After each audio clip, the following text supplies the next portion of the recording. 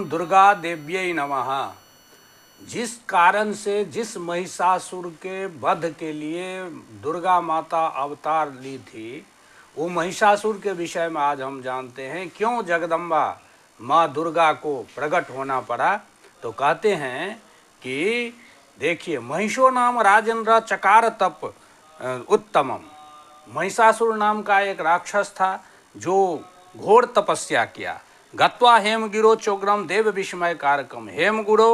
हेमगिरो मन हिमालय पर्वत पर जाकर के देव विस्मय कारकम, देवता को विस्मित करने वाले घोर तपस्या किए, उग्र तपस्या किए। वर्षा नाम अयुतम पूर्णम चिंतयन हृदय देवताम, मैंने 10,000 वर्ष तक ध्यान करते हुए तपस्या किए। तस्य तुष्टो महाराजा ब्रह्मा लोक पितामह, उससे संतुष्ट होकर के ब्रह्मा जी वहाँ प्रकट होते हैं और वरम वरय धर्मात्मन ददासी तब वांछितम, आप वरदान मांगे मैं आपको दूंगा, ऐसा जो है सो ब्रह्मा जी प्रकट होकर के कहते हैं। तो महिषोबाज तो महिषासुर कहते हैं अमृतत्वम देव देवा वांछामि द्रुहिण प्रभो, कहते हैं हे भगवान मुझे अमृतत्व प्रदान कीजिए, मैं मरूं नहीं, यह वरदान मुझे दीजिए।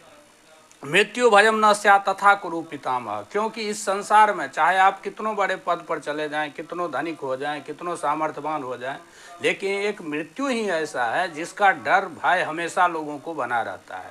इसलिए आप शास्त्र पुराण में पढ़िए, जितने भी राक्षस हुए हैं सभी जो तप किए तो भगवान से यही मांगते हैं कि हमको अमर कर दीजिए, यानी मैं मरूँ ना, मेरी मृत्यु ना हो, इस तरह के वरदान मांगते हैं। वैसे महिषासुर भी मांगते हैं अमृतत्वम देव देवा वांछामि द्रुहिण प्रभो, कहते हैं मुझे अमृतत्व कीजिए।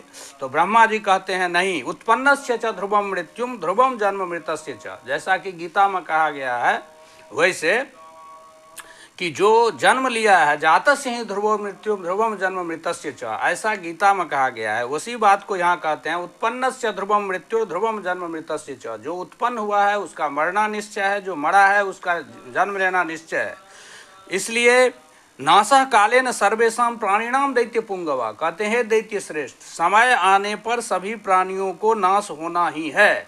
महामहीधरा नाम च समुद्रा नाम च सर्वथा, ये मनुष्य की तो बात ही छोड़ दीजिए, महामहीधरा नाम माने पर्वत का, पृथ्वी का, समुद्र का, सबका जो है सो अंत एक न एक दिन होना अवश्य है। एकम स्थान परित्यज्य आमरणस्य महीपते, केवल आप इस वरदान को छोड़ करके आप कोई वरदान मांग सकते हैं। तब महिषासुर सोचते हैं कि मैं ऐसा वरदान मांगूं जिससे कि मुझे मारना कठिन हो जाए। जैसे रावण भी तप किए थे तो रावण, ब्रह्मा जी प्रकट हुए तो रावण को